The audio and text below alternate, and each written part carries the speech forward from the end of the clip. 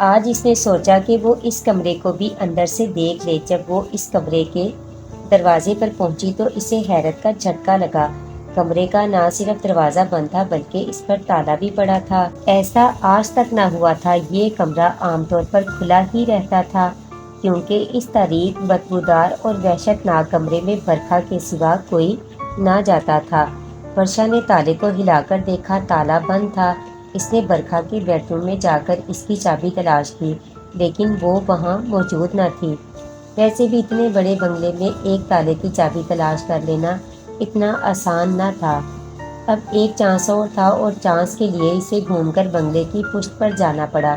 اس کمرے کی ایک کھڑکی ادھر کھلتی تھی، اگرچہ اس بات کی امید نہ تھی کہ کھڑکی ادھر سے کھلی ہو۔ وہ جب اس کمرے کی پشت پر پہنچی تو اسے کھڑکی بند نظر آئی۔ مایوس ہو کر وہ پلٹنے والی تھی کہ اس نے ایسے ہی اس پر ہاتھ رکھ کر اس کے پٹ کو اندر کی طرف دھکیلا۔ پٹ تھوڑا سا اندر ہو گیا لیکن کھلا نہیں۔ تب اسے احساس ہوا کہ کھڑکی اندر سے بولٹ نہیں ہے بلکہ اس کا پٹ سختی سے بند ہے۔ اس نے ایک زور کا دھکا مارا، تب پٹ کھل گیا۔ یہ کھڑکی فرش سے 2-2.5 فٹ اونچی تھی۔ وہ اس کھڑکی کے ذریعے بآسانی اندر جا سکتی تھی۔ اس نے کھڑکی کے دونوں پٹ دھکا دے کر کھول دیے اور چند لمحے انتظار کیا۔ اسے اندر سے کوئی آہٹ نہ سنائی دی، البتہ بدبو کا بھپکا ضرور آیا۔ اس نے اپنی ناک پر دوپٹہ باندھ دیا اور کھڑکی میں کھڑے ہو کر اندر دیکھنے لگی۔ کچھ دیر میں جب اس کی آنکھیں اندھیرے میں دیکھنے کے قابل ہوئیں تو اس نے کمرے کے عین درمیان کسی کو لیٹا ہوا پایا۔ تب اس نے کھڑکی کی چوکھٹ پر پیر رکھا اور اندر کود گئی۔ ورشا نے کھڑکی سے آتی روشنی میں دیکھا کہ وہ ایک 13-14 برس کی لڑکی ہے جو بے ہوشی اور اس کے جسم پر جگہ جگہ بے شمار زخموں کے نشان ہیں، جیسے اس کے جسم پر کسی تیز دھار کی چیز سے کٹ لگائے گئے ہوں۔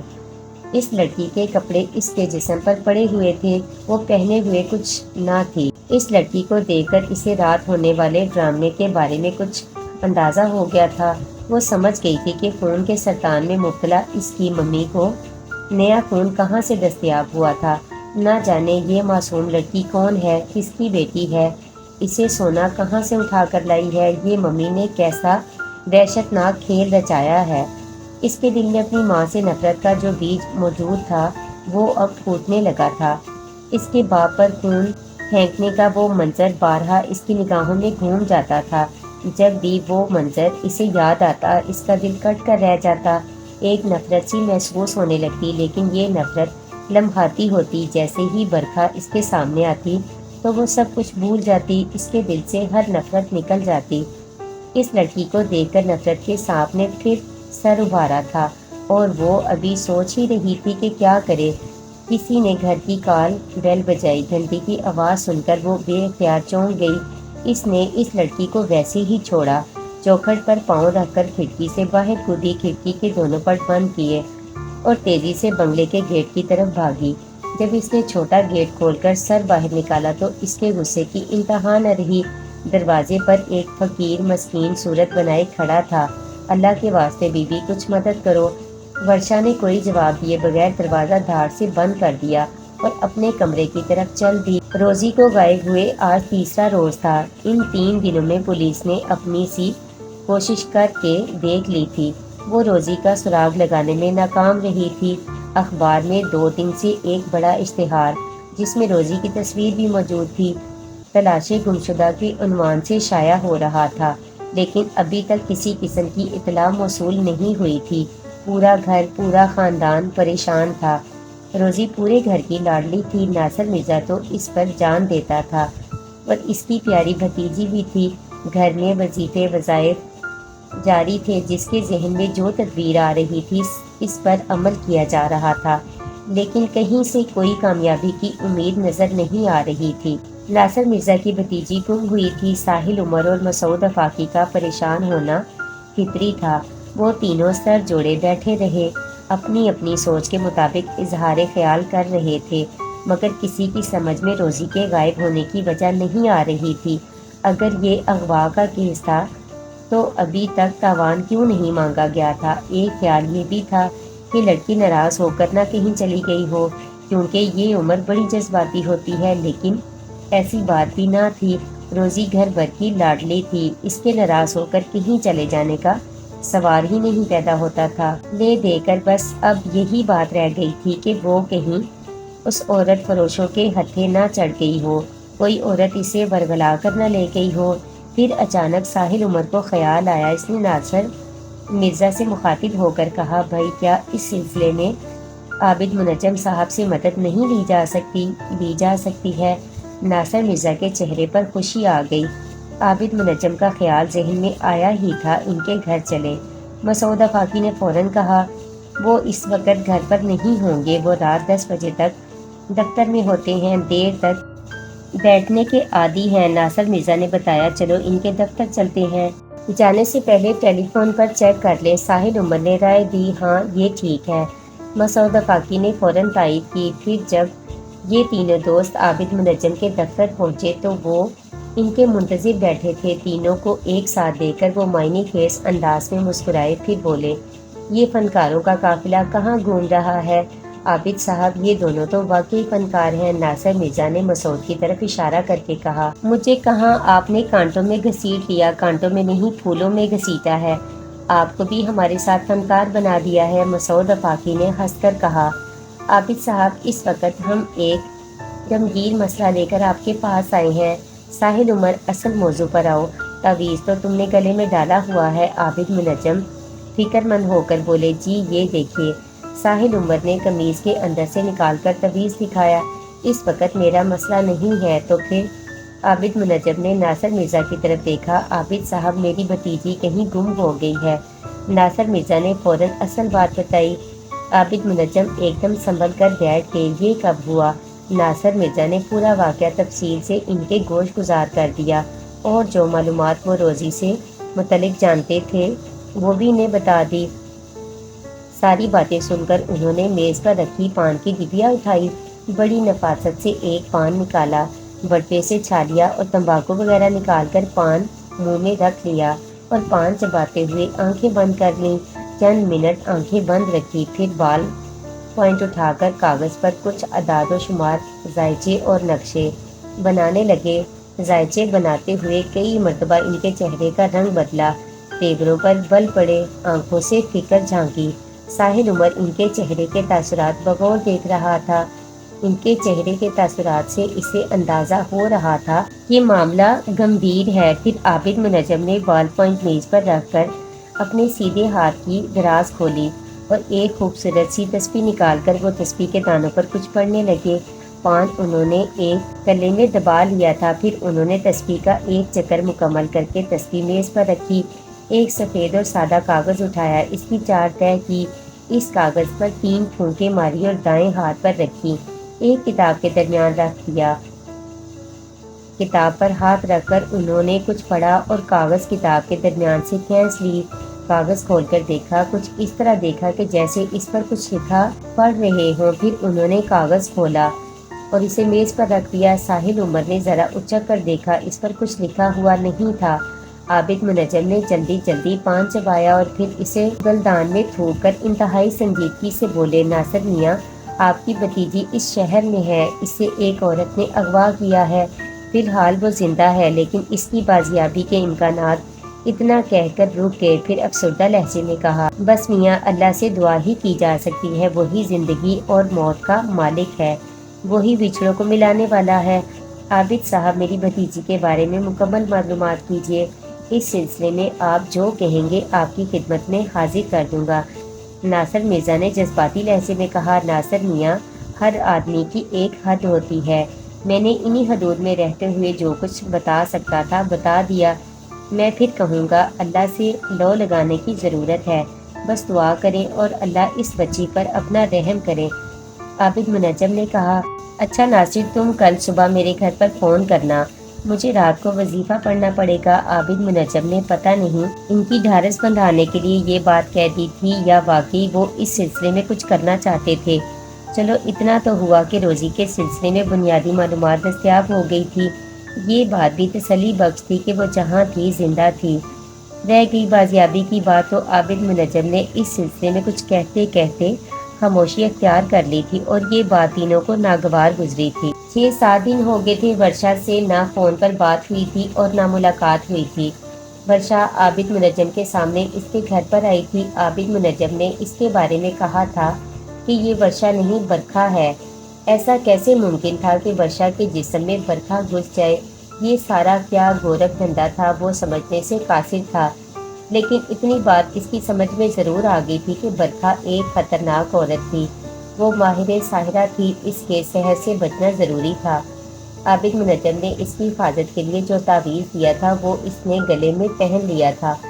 عابد منجم نے ورشا سے ملاقات کرنے سے بھی منع کیا تھا۔ ابھی تک خود بھی ورشا نے ٹیلی فون پر یا بالمشافہ کوئی رابطہ قائم نہیں کیا تھا، لہٰذا اس سے ملاقات سے انکار کی نوبت نہیں آئی تھی۔ ویسے بھی وہ سوچتا تھا کہ اگر انکار کرنے کی نوبت آئی تو کیا وہ انکار کر سکے گا؟ وہ اس سے کہہ سکے گا کہ اب وہ اس سے نہیں ملے گا؟ یہ سن کر کیا وہ خاموشی سے ٹیلی فون بند کر دے گی؟ کیا وہ پلٹ کر پوچھے گی نہیں کہ میرے رنجن ایسا مجھ سے کیا قصور ہوا کہ ترک کے تعلق پر اتر آئے؟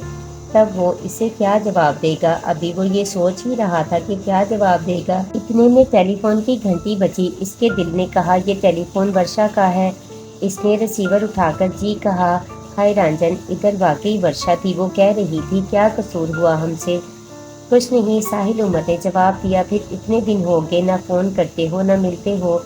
اس نے شکایت کی، ورشا ایک بات پوچھ رہا ہوں، دیکھو سچ بتانا، 6-7 دن پہلے جب تم آئی تھی تو پھر فوراً واپس کیوں چلی گئی تھی؟ رنجن کیسی باتیں کر رہے ہو؟ میں 7 دن پہلے تمہارے گھر کب آئی ہوں؟ میں تو تمہارے گھر نہیں آئی، ورشا نے بڑے یقین سے کہا۔ پھر وہ کون تھا؟ تم ہی تو تھی۔ تم بھول رہی ہو، یاد کرو تم نے میز پر سے اٹھا کر کیا پیا تھا؟ رنجن تم کیا کہہ رہے ہو؟ میں تمہارے گھر آئی ہی نہیں تو پھر پینے یا نہ پینے کا سوال کیسا؟ تمہیں ضرور کوئی غلط فہمی ہوئی ہے۔ کیا تم ساری بات مجھے تفصیل سے بتانا پسند کرو گے؟ ہاں کیوں نہیں؟ ساحل عمر نے یہ کہہ کر اس دن کی پوری رویداد اس کے گوش گزار کر دی۔ ساری رویداد سن کر وہ بڑی حیرت زدہ ہوئی، پھر ایک دم اس پر اداسی چھا گئی۔ چند لمحے خاموش رہی، گہرا سانس لینے کی آواز آئی اور پھر ایک دم مرے ہوئے لہجے میں بولی، مجھے نہیں معلوم کہ یہ سب کیا ہے، مجھے کچھ نہیں یاد۔ چلو چھوڑو اس مسئلے کو، بھول جاؤ اور سناؤ۔ اس نے موضوع بدلا۔ بس کیا سناؤ؟ اس کے لہجے میں الجھن تھی، دماغ موف ہوتا جا رہا ہے۔ کیا ہوا؟ وہ چونک کر بولی، بھئی وہ ہمارے ایک دوست ہیں ناصر مرزا، 3 دن سے ان کی بھتیجی غائب ہے۔ کتنی بڑی ہے، کیسے غائب ہوئی؟ ان کے بھائی اپنی فیملی کے ساتھ کلفٹن کے کلے لینڈ گھومنے گئے تھے، بس وہیں سے وہ غائب ہو گئی۔ پولیس ڈھونڈ رہی ہے، اخبار میں اشتہار بھی آ رہا ہے، لیکن اس کا کوئی پتہ نہیں چلا۔ 13-14 سال کی لڑکی ہے اور اکلوتی بچی ہے، ساحل عمر نے بتایا۔ او، بڑا افسوس ہوا یہ سن کر۔ اس نے افسردگی سے کہا، کس اخبار میں اشتہار ہے؟ میں دیکھوں گی، اس میں اس کی تصویر بھی ہوگی۔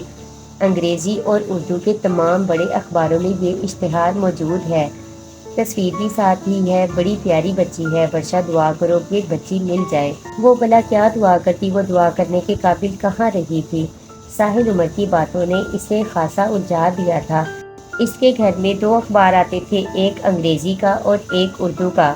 ورشا کو اخبار پڑھنے کا زیادہ شوق نہ تھا، بس وہ سرسری سے انداز میں نظر ڈالتی تھی۔ البتہ برکھا کو اخبار پڑھنے کا بڑا شوق تھا، وہ اخبارات کو بڑی دلچسپی سے پڑھتی تھی۔ آج کا ایک اخبار اٹھا کر اس نے صفحات الٹے تو وہ اشتہار اسے فوراً ہی نظر آ گیا۔ اس نے تصویر کو غور سے دیکھا تو اس کو کرنٹ سا لگا۔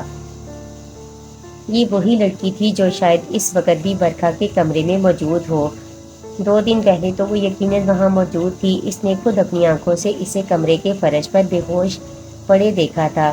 ابھی وہ اشتہار غور سے دیکھ ہی رہی تھی کہ برکھا اس کے کمرے میں دبے پاؤں آ گئی۔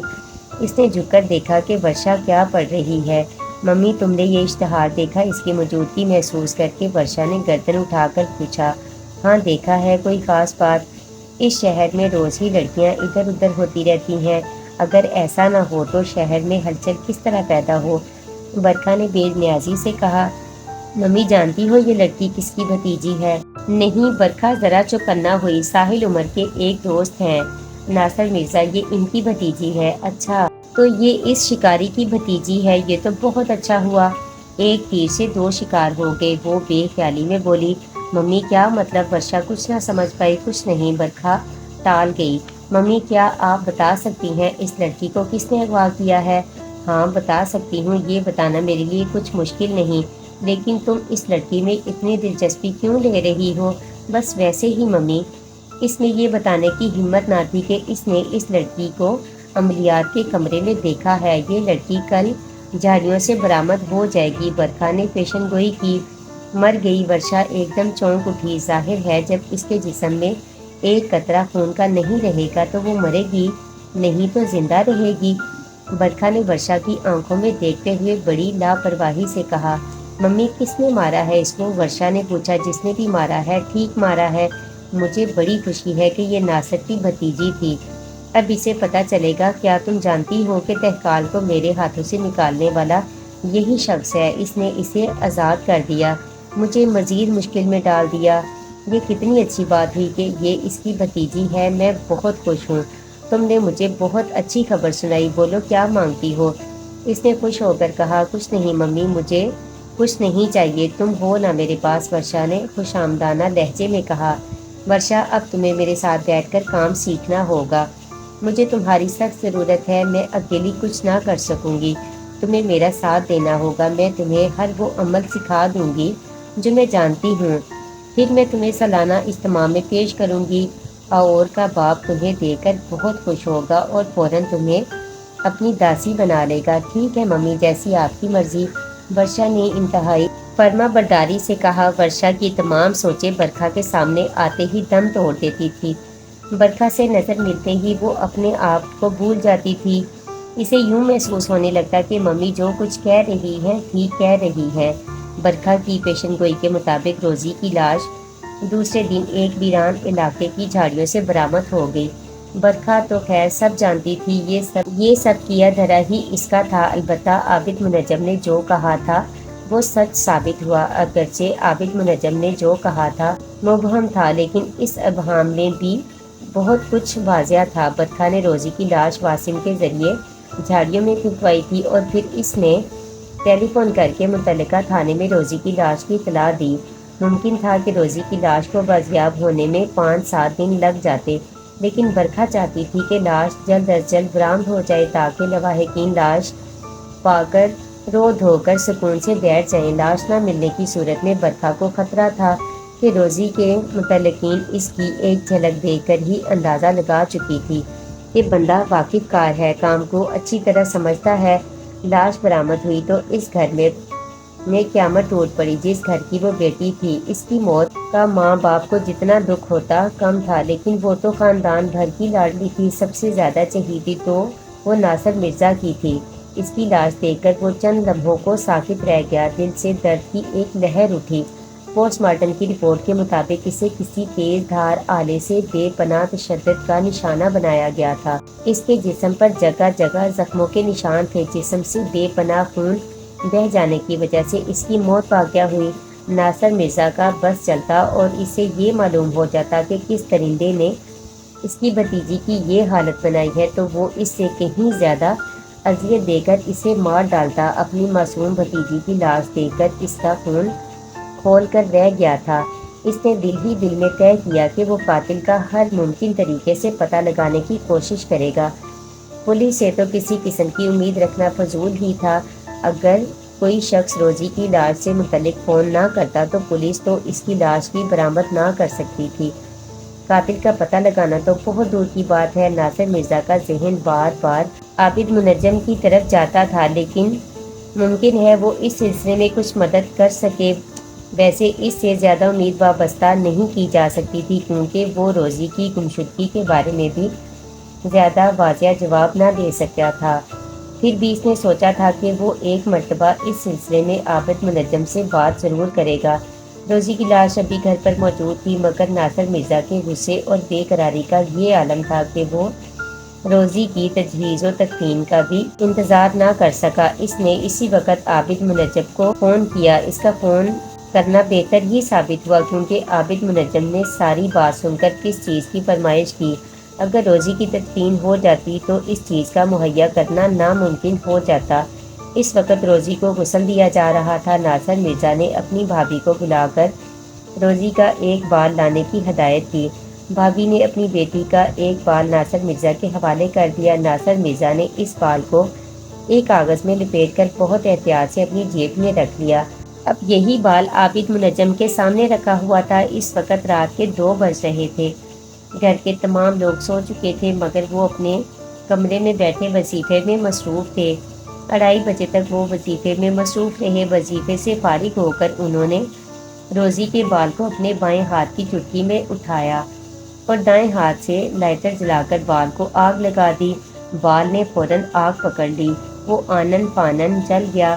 بال جلتے ہی عابد منجم کی سماعت میں ایک نام گونجا۔ اس نام کو 3 بار بہت صاف لہجے میں دہرایا گیا، برکھا برکھا برکھا۔ اس نام کو سن کر عابد منجم حیرت زدہ رہ گئے۔ روزی کی قاتل اور برکھا، انہوں نے حیران ہو کر خود کلامی کی۔ اپنے وظیفے کی کامیابی پر وہ بہت خوش تھے، اگرچہ انہیں امید نہ تھی کہ وہ قاتل کا نام پتہ لگانے میں کامیاب ہو جائیں گے۔ اوپر والے کی مہربانی سے وہ کامیاب ہو گئے تھے۔ انہوں نے سوچا کہ اس بات کی اطلاع فوری طور پر ناصر مرزا کو دے دی جائے۔ اگرچہ یہ فون کرنے کا وقت نہ تھا، ضروری نہیں تھا کہ ادھر سے ناصر مرزا ضرور فون اٹھا لے گا، لیکن وہ اپنی کامیابی پر خوش اس قدر تھے کہ اسے اس راز کو فوراً اصل بندے تک منتقل کر دینا چاہتے تھے۔ انہوں نے سوچا کہ فون پر ٹرائی کر کے دیکھ لینے میں کیا حرج ہے۔ ابھی فون کی دوسری گھنٹی بھی پورے طور پر بج نہ پائی تھی کہ ناصر مرزا نے فون اٹھا لیا۔ وہ اس وقت جاگ رہا تھا اور اپنے اسٹڈی روم میں تھا۔ اس وقت اس کے ہاتھ میں وسائط کی ایک بہت پرانی کتاب تھی۔ یہ اس کے دادا کے زمانے کی تھی۔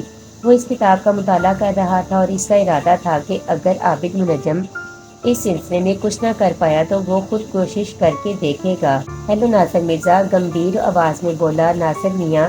میاں عابد بول رہا ہوں۔ عابد منجم: جی عابد صاحب، آپ نے اس وقت فون کیا ہے تو یقیناً آپ کو اس سلسلے میں کامیابی حاصل ہوئی ہے، ناصر مرزا نے بے قراری سے کہا۔ ہاں، میں کامیاب ہو گیا ہوں۔ تم قاتل کا نام سنو گے تو اچھل پڑو گے۔ کیا میں اسے جانتا ہوں؟ نہ صرف جانتے ہو بلکہ اسے دیکھ بھی چکے ہو۔ فوراً آپ اس کا نام بتائیے، میں اس کا خون پی جاؤں گا۔ ویسے وہ ہے بھی اس قابل کہ اس کا خون پی لیا جائے، عابد منجم جذباتی ہو کر بولے۔ روزی کو قتل کرنے والی کا نام برکھا ہے۔ برکھا، اس نام کو سن کر وہ واقعی حیرت سے اچھل پڑا۔ یہ عورت آخر چاہتی کیا ہے؟ یہ ہمارے پیچھے کیوں پڑ گئی ہے؟ میں اسے چھوڑوں گا نہیں ناصر میاں، وہ عورت بہت خطرناک ہے، کوئی جذباتی قدم نہ اٹھا لینا۔ اس کا حساب کتاب بہت سوچ سمجھ کر کرنا ہوگا۔ کل تم میرے دفتر آ جاؤ، وہاں اطمینان سے بیٹھ کر اس کے بارے میں کوئی لایا عمل طے کریں گے۔ ٹھیک ہے جی، ٹھیک ہے، میں کل آپ کے دفتر آ جاؤں گا۔ برکھا نے آج واسم کو صبح ہی طلب کر لیا تھا۔ وہ کافی دیر سے ڈرائنگ روم میں بیٹھا ہوا تھا اور برکھا اپنے کمرہ خاص میں براجمان تھی۔ کوئی 11 بجے کے قریب وہ اپنے کمرہ خاص سے برآمد ہوئی۔ اس کے ہاتھ میں ایک موتی کا تر و تازہ ہار اور مٹھائی کا ڈبہ تھا۔ وہ ان دونوں چیزوں کو لے کر ڈرائنگ روم میں داخل ہوئی تو واسم برکھا کو دیکھتے ہی کھڑا ہو گیا۔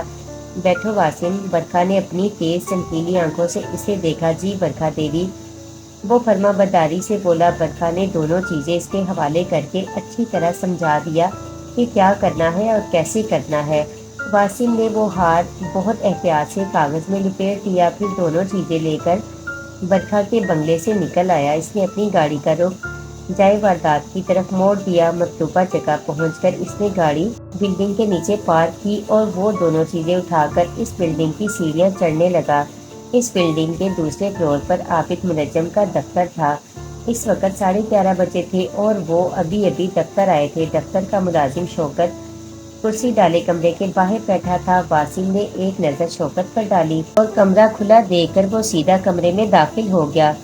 عابد منجم نے ایک عجیب سے شخص کو اپنے دفتر میں بلا تکلف داخل ہوتے دیکھ کر ذرا ناگواری سے پوچھا۔ جی فرمائیے۔ واسم نے کوئی جواب دیے بغیر مٹھائی کا ڈبہ میز پر رکھا اور کاغذ میں لپیٹا ہوا ہاتھ کھولنے لگا۔ اس کے ہونٹوں پر پھیلنے والی مسکراہٹ زہریلی ہوتی جا رہی تھی۔ یہ کیا ہے؟ عابد منجم نے حیرت زدہ لہجے میں پوچھا۔ سر، آپ کی پیش گوئی سچ ثابت ہو گئی۔ سر، آپ کو یاد نہیں ہوگا میں نے 6 ماہ پہلے آپ سے اپنی شادی کے بارے میں پوچھا تھا۔ آپ نے اس کا جواب اپنے رسالے میں دیا تھا۔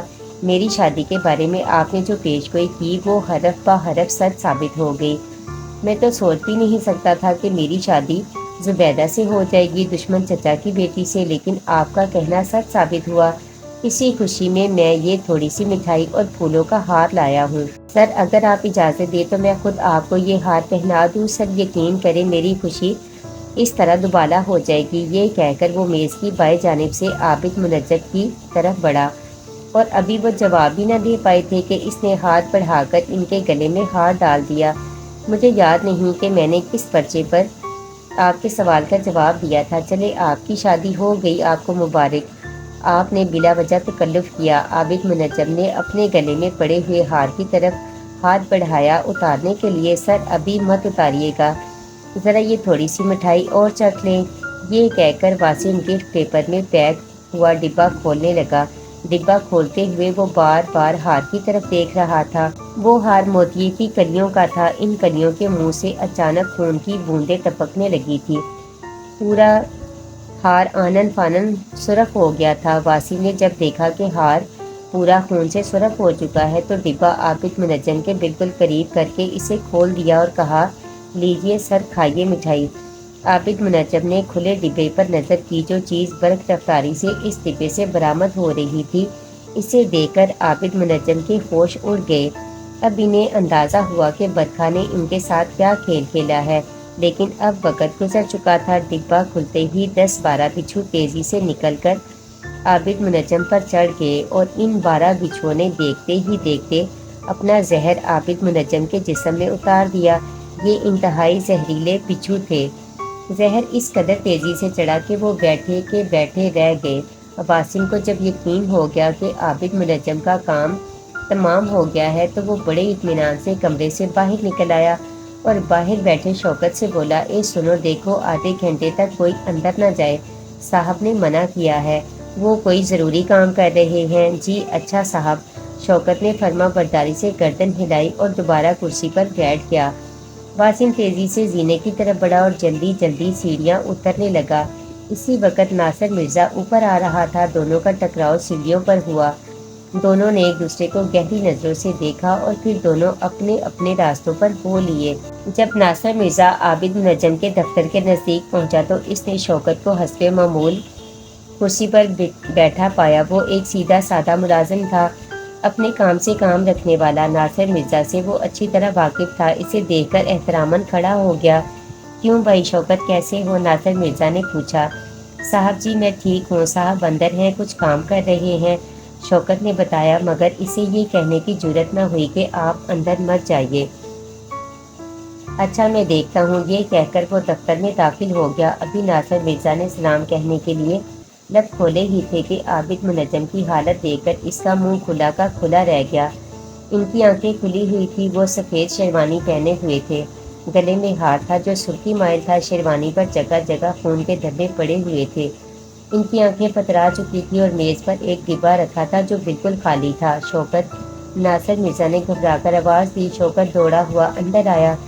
ناصر مرزا نے ہاتھ کے اشارے سے عابد منجم کی طرف اشارہ کیا۔ یہ ارے میرے صاحب کو کیا ہوا؟ وہ جلدی سے عابد منجم کی طرف بڑھا۔ ناصر مرزا نے فوراً اس کا ہاتھ پکڑ کر روک لیا اور پوچھا، یہ کیسے ہوا؟ صاحب خدا کی قسم مجھے کچھ نہیں معلوم، ابھی تھوڑی دیر پہلے ایک صاحب آئے تھے، وہ سیدھے اندر آ گئے تھے، کچھ دیر اندر رہے اور جاتے ہوئے کہہ گئے کہ صاحب اندر کام میں مصروف ہیں، اندر کوئی نہ جائے، لیکن تم نے تو مجھے اندر آنے سے نہیں روکا۔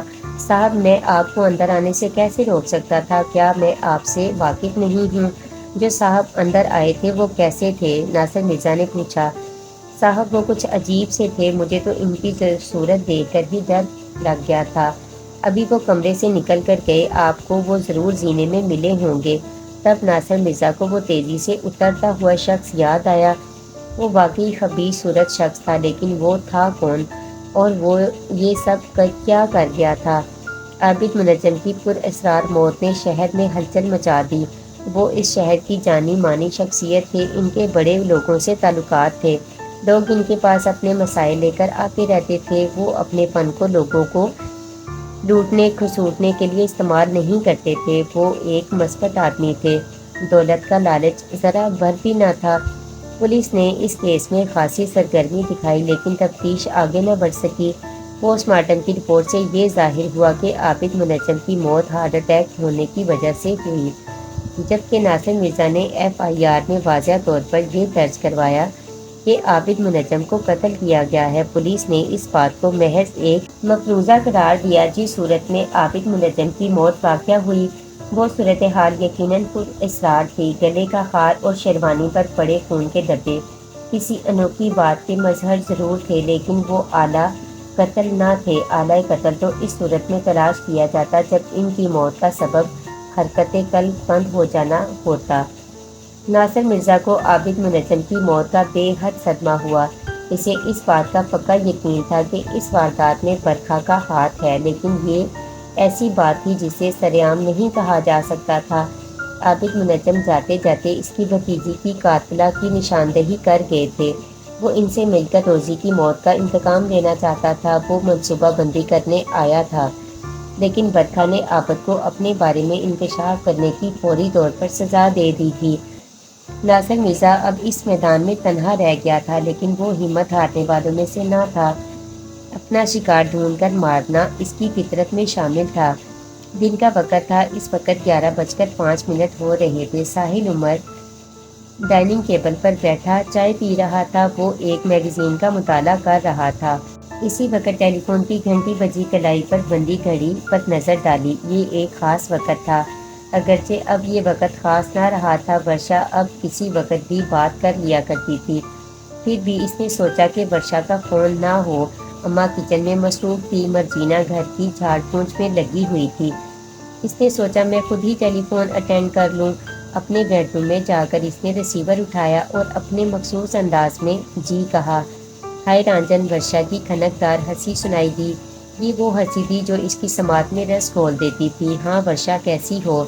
ساحل عمر نے پوچھا۔ میں مروں یا جیوں، تمہیں کیا؟ اس نے شکوہ کیا۔ کیا ہوا؟ مجھے دوست کہتے ہو لیکن سمجھتے نہیں، اسی لیے دوستوں کا ایسا سلوک نہیں کرتے۔ آخر ہوا کیا؟ خیر ایسا تو نہیں، ایسا ہی ہے میرے رانجن، ایسا ہی ہے۔ تم ایک بے مروت شخص ہو یا شاید اب تم مجھ سے ملنا نہیں چاہتے۔ ورشا نے صاف روئی سے کام لیا۔ یہ بات ٹھیک تھی کہ ساحل عمر اب واقعی اس سے ملنا نہیں چاہتا تھا۔ جب سے عابد منجم کی موت ہوئی تھی اور اس موت میں برکھا کا ہاتھ نظر آ رہا تھا تب سے وہ اور محتاط ہو جانا چاہتا تھا، لیکن عملاً وہ ایسا نہیں کر سکا تھا۔ جب ورشا کا فون آ جاتا تو وہ اس کی آواز سن کر یہ بھول جاتا کہ یہ وہ لڑکی ہے جس سے آئندہ نہیں ملنا۔ ملنے سے انکار تو دور کی بات، وہ نہ ملنے کا کوئی بہانہ بھی نہیں بنا پاتا تھا۔ اس کا فون آنے پر وہ کسی سدے ہوئے شیر کی طرح اس کے قدموں میں جا بیٹھتا۔ اس وقت بھی یہی ہوا۔ باوجود انکار کی خواہش رکھنے کے وہ یہ نہ کہہ سکا ہاں اب میں تم سے ملنا نہیں چاہتا، بلکہ اس نے کہا بھلا ایسا کیسے ہو سکتا ہے؟ میں جانتی ہوں تم کبھی مجھ سے ملنے سے انکار نہیں کر سکتے۔ وہ بڑے اعتماد سے بولی۔ اس کے لہجے سے خوشی جھلک رہی تھی۔ ایسا کیوں؟ ساحل عمر نے سادگی سے پوچھا۔ ایسا اس لیے میرے رانجن کہ میں تمہارے اندر گھسی ہوں، تمہارے دل میں تمہارے خون میں گردش کرتی ہوں۔ وہ شرارت امیز انداز میں ہنسی۔ یہ بات تو شیطان کے بارے میں سنی ہے کہ وہ انسان کے خون میں گردش کرتا ہے۔ ساحل عمر نے کہا چلو شیطان سمجھ لو مجھے، تم جانتے ہو کہ میں شیطان کو کس قدر پسند کرتی ہوں۔ کہیں میرے اندر بھی تو تمہیں کوئی شیطان نظر نہیں آتا؟ تم تو بڑے شیطان ہو۔ اس نے یہ بات بڑے پیار بھرے لہجے میں کہی اور زور سے ہنس پڑی۔ پھر چند لمحے توقف کر کے بولی اچھا ہاں، کہیں باتوں باتوں میں یہ اصل بات نہ بھول جاؤ۔ اصل بات وہ کیا؟ تمہیں آج ممی نے بلایا ہے چائے پر؟ اس نے معنی خیز لہجے میں کہا۔ ہاں یوں ہی سمجھو، ورشا نے ہنستے ہوئے کہا۔ آؤ گے نا؟ تمہاری ممی سے میں آج تک نہیں ملا، پتہ نہیں ان سے ملتے ہوئے دل کیوں ڈر رہا ہے۔ میری ممی بہت پیاری ہے، آج تم ان سے ملو گے تو سارا ڈر دور ہو جائے گا، پھر انہی کا کلمہ پڑھنے لگو گے۔ وہ ہنس کر بولی اچھا۔ ساحل عمر نے حیرت بھرے لہجے میں کہا ممی آج 4:30 بجے تمہارا انتظار کریں گی، آؤ گے نا؟ میں نے تمہارا گھر نہیں دیکھا، ساحل عمر نے بتایا۔ میں تمہیں خود لینے آؤں گی، اس نے کہا۔ چلو ٹھیک ہے۔ وہ راضی ہو گیا۔ پھر وہ پروگرام کے مطابق وقت مقررہ پر اسے لینے آ گئی۔ ساحل عمر نے خود جا کر گھر کے گیٹ پر اس کا استقبال کیا۔ آج وہ جینز اور شرٹ میں تھی۔ جینز اور شرٹ میں ساحل عمر نے اسے پہلی بار دیکھا تھا۔ وہ بے حد اسمارٹ لگ رہی تھی۔ وہ جس طرح کا چاہے کپڑا پہن لیتی، اس پر لباس کھل اٹھتا تھا۔ اسے دیکھتے ہی ورشا نے بے تکلفی سے اپنا ہاتھ آگے بڑھایا۔ ہائے رانجن، ہائے ورشا، ساحل عمر نے اس کا نرم و ملائم ہاتھ تھامتے ہوئے کہا، آؤ۔ گھر میں آ کر اس نے اماں سے سلام دعا کی اور پھر ٹی وی لاؤنج میں بیٹھ گئی، جبکہ ساحل عمر کا خیال تھا کہ وہ بیڈ روم میں جا کر بیٹھے گی۔ ساحل عمر کا خیال ٹھیک تھا، وہ واقعی بیڈ روم میں جا کر دم لیتی، لیکن وہاں رشا ملوک کی تصویر لگی ہوئی تھی۔ اس تصویر سے وہ الرجک تھی۔ اس تصویر کو دیکھ کر اس کے دل میں آگ سلگ اٹھتی تھی۔ ٹی وی لاؤنج کے ایک صوفے پر دھنس کر اس نے ساحل عمر کی طرف ایک خاص انداز سے دیکھا، پھر تھوڑا سا مسکرائی جیسے کچھ کہنا چاہ رہی ہو۔ اس کی کیفیت کو سمجھتے ہوئے ساحل عمر نے اپنی بھویں اچکا کر بولا، جی فرمائیے، کچھ کہنا چاہ رہی ہیں؟ کوئی تصویروں کی البم نہیں ہے تمہارے پاس؟ بے شمار البم ہے، لیکن تم کیا دیکھنا چاہ رہی ہو؟ سچ بتا دوں؟ ورشا نے اسے ترچھی نظروں سے دیکھا۔ ہاں ضرور، سچ بولنے میں کیا حرج ہے؟ وہ مسکرا کر بولا، مجھے تمہاری ایک تصویر چاہیے۔ وہ ذرا جھجکتی ہوئی بولی، میری تصویر لے کر کیا کرو گی؟ میری تصویر مجھ سے اچھی تو نہیں؟ وہ ہنسا، ٹھیک کہا تم نے، تمہاری تصویر واقعی تم سے اچھی نہیں، لیکن مسئلہ یہ ہے کہ تم ہر وقت تو میرے پاس نہیں ہوتے۔ پھر میں کیا کروں؟ میں چاہتی ہوں کہ تم ہر وقت میرے پاس رہو۔ تم تصویر کی صورت میں ہی میرے پاس ہو سکتے ہو۔ تمہاری تصویر میرے پاس ہوگی تو جب دل چاہے گا اسے میز کی دراز سے نکال کر دیکھ لوں گی، تم سے وہ باتیں کر لوں گی جو میں تم سے کہہ نہیں پاتی۔ اس نے خلاف معمول نظریں جھکا کر کہا، پھر تو میں تمہیں اپنی تصویر نہیں دوں گا۔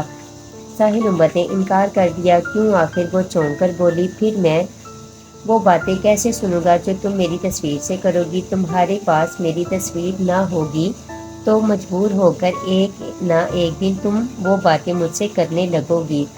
ہرگز نہیں، ورشا نے بڑے یقین سے کہا، تم چاہے مجھے اپنی تصویر دو یا نہ دو، وہ باتیں میں تم سے ہرگز نہیں کر سکتی۔ وہ خاص پرائیویٹ باتیں میں تم سے ہرگز نہیں کر سکتی۔ وہ خاص پرائیویٹ باتیں ہیں جو تمہاری تصویر سے کی جا سکتی ہیں، تم سے نہیں۔ ورشا نے یہ کہہ کر کچھ ایسی نظروں سے اسے دیکھا کہ ساحل عمر کو اپنی آنکھیں جھکانی ہی پڑی۔ اچھا، پھر میں تمہیں البم دکھانے کی بجائے اپنی تصویریں دکھائی دیتا ہوں، ان میں سے کوئی پسند کر لینا۔ ساحل عمر اٹھتے ہوئے بولا، بالکل ٹھیک۔ ورشا ایک دم خوش ہو کر بولی، یوں تو میرا جی چاہ رہا تھا کہ تمہاری ساری البم دیکھوں، لیکن اس وقت جلدی ہے، ممی گھر پر انتظار کر رہی ہوں گی، پھر کسی دن آ کر ساری تصویریں دیکھوں گی۔ ساحل عمر نے 4-5 تصویروں کا لفافہ لا کر اس کے ہاتھ میں دے دیا۔ یہ تصویریں 2 ماہ پہلے مسعود آفاقی نے بنائی تھی۔ یہ ساری تصویریں 10-12 سائز میں تھی۔ ورشا نے جو تصویر پسند کی وہ فرنٹ سائڈ کلوز اپ تھی۔ وہ اس تصویر کو بہت غور سے دیکھتے ہوئے بولی، یہ تصویر لے لوں؟ لے لو۔ ساحل عمر نے باقی تصویریں لفافے میں رکھتے ہوئے کہا، اچھا بس چلو، پھر ممی انتظار کر رہی ہوں گی۔ وہ کھڑے ہوتے ہوئے بولی، تصویریں اس نے اپنے بیگ میں حفاظت سے رکھ لی تھی۔ کچھ چائے وائے نہیں پیو گی؟ ساحل عمر نے پوچھا۔ چائے تو وہاں پئیں گے۔ ورشا نے اسے گہری نظروں سے دیکھا، آج میری ممی نے تمہیں چائے پر بلایا ہے، یہ کہہ کر وہ معنی خیز انداز میں ہنس دی۔ چلو پھر، ساحل عمر دروازے کی طرف بڑھتے ہوئے بولا۔ وہ ٹھیک 4:30 بجے بنگلے پر پہنچ گئے۔ گیٹ پر پہنچ کر ورشا نے ایک مخصوص انداز میں ہارن دیا۔ تھوڑی دیر بعد جس عورت نے گیٹ کھولا وہ برکھا نہ تھی، وہ سونا تھی۔ سونا نے ان دونوں کو بڑے ادب سے سلام کیا۔ ساحل عمر نے سوالیہ نگاہوں سے ورشا کی طرف دیکھا، یہ سونا ہے میری ممی کی خاتمہ خاص؟ ورشا نے اس کی نگاہوں کا سوال سمجھ کر جواب دیا، واقعی خاص ہے۔ ساحل عمر نے تعریف کی، تم نے اسے کس نظر سے دیکھا؟ ورشا نے اسے تیکھی نظروں سے دیکھا۔ اپنی نظر سے، اس نے ایک معنی خیز جواب دیا، ہو سکے تو آئندہ اپنی نظروں کو نیچی رکھنا، میں کسی کی تعریف برداشت نہیں کر سکوں گی۔ ورشا نے گاڑی سے باہر نکلتے ہوئے کہا، آدمی کو اس قدر جیلس نہیں ہونا چاہیے۔ ساحل عمر گاڑی کا دروازہ بند کرتے ہوئے بولا، تم جانتی ہو کہ میں آرٹسٹ آدمی ہوں، کسی بھی اچھی چیز کو دیکھ کر اس کے لیے خود بخود زبان پر آ جاتے ہیں۔ میرے رانجن، زبان پر قابو پانا سیکھیے۔ میں چاہتی ہوں کہ آپ کی زبان سے نکلنے والا ہر لفظ میرے لیے ہو۔ وہ ایک ادائے خاص سے بولی، اگر ایسا نہ ہوا تو سزا دو گی؟ پھر تو شاید ساری زندگی سزا کاٹنے میں ہی گزر جائے گی۔ وہ اس کے ساتھ چلتا ہوا بولا۔ اتنے میں سونا ان کے نزدیک آ گئی تو باتوں کا سلسلہ منقطع ہو گیا۔ ورشا نے مسکرا کر اس سے پوچھا، سونا ممی کہاں ہے؟ وہ اپنے کمرے میں ہے۔ سونا نے بڑے مودبانہ انداز میں جواب دیا، آپ صاحب کو لے کر ڈرائنگ روم میں چلیں، میں انہیں اطلاع دیتی ہوں۔ اچھا ٹھیک ہے، ورشا نے سونا کو جواب دیا۔ پھر وہ ساحل عمر سے مخاطب ہو کر بولی، آؤ میرے رانجھن، ورشا تم کہاں رہتی ہو؟ ساحل عمر کا سوال سن کر وہ سمجھ نہ پائی کہ اس کے جملے کا مطلب کیا ہے۔ اس نے الجھی نظروں سے اسے دیکھا اور دھیرے سے بولی، کیا مطلب؟ اصل میں ساحل عمر جیسے ہی اسی بنگلے کے احاطے میں داخل ہوا اور اس نے بنگلے کی عمارت پر ایک نظر ڈالی تو اسے اس بنگلے کے در و دیوار سے وحشت ٹپکتی محسوس ہوئی تھی۔ اسے یوں لگا تھا جیسے وہ بھوتوں کے مسکن میں چلا آیا ہو۔ ایک تو یہ بنگلہ پرانے انداز کا بنا ہوا تھا، اوپر سے خستہ حال تھا۔ اس کی ظاہری ٹپ ٹاپ پر کوئی توجہ نہیں دی گئی تھی۔ ظاہری حالت کے ساتھ اس کی اندرونی کیفیت بھی وحشت ناک تھی۔ اسی لیے ساحل عمر نے ورشا سے پوچھا تھا کہ تم کہاں رہتی ہو؟ اس کا خیال تھا کہ ورشا جیسی لڑکی کو کسی ماڈرن بنگلے میں ہونا چاہیے تھا۔ اس کی رہائش گاہ دیکھ کر ساحل عمر کو بڑی مایوسی ہوئی تھی۔ یہ علاقہ، یہ بنگلہ اور تم جیسی لڑکی، ان تینوں چیزوں میں کوئی مناسبت نہیں۔ اس کی رہائش گاہ دیکھ کر ساحل عمر نے اپنی بات واضح کی، اس میں میرا کوئی قصور نہیں۔ میری ممی کو یہ گھر بہت پسند ہے، وہ اسے چھوڑنا نہیں چاہتی۔ میرا تو بہت جی چاہتا ہے کہ میں کلفٹن چلی جاؤں۔ ورشا نے اپنے دل کی بات ظاہر کی۔ تمہاری ممی میں کوئی پرانی روح گھسی ہوئی معلوم ہوتی ہے، وہ ایک صوفے پر بیٹھتا ہوا بولا۔ مجھے حیرت ہے آپ دونوں اتنے بڑے اور ویران سے بنگلے میں کس طرح رہتی ہیں؟ اس سے پہلے کہ ورشا کوئی جواب دیتی، سونا اچانک ڈرائنگ روم